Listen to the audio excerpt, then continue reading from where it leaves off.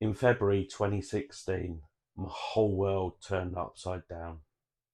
My wife gave me a phone call while I was at work to say that I'd need to take her up to the hospital. It turned out that at a 25-week midwife appointment, they had suspected preeclampsia. When we got to the hospital, our fears were confirmed. We were greeted by a range of doctors and nurses that wheeled my wife away, sending me to a waiting room. As time moved on, I would then be called out from the waiting room. The doctor delivered the news.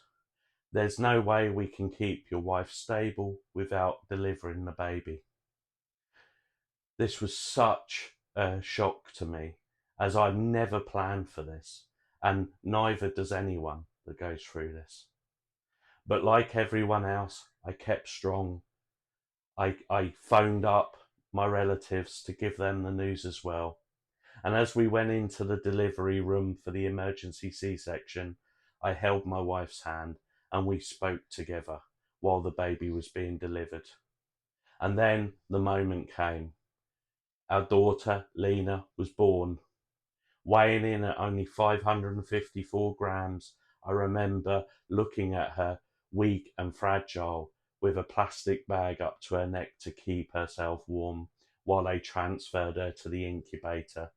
Later that day, I would go into the NICU and I would stare through the incubator, feeling helpless, wanting to help her all I could, but all I could do really was watch and pray.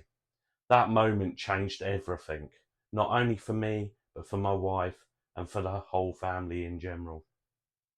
Our NICU journey had begun, and it would shape the way that we are in ways that we could never have imagined.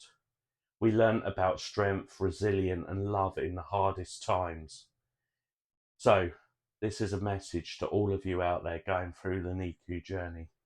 If you're going through this right now, similar circumstances, know that you're not alone. There are people out there. Thank you.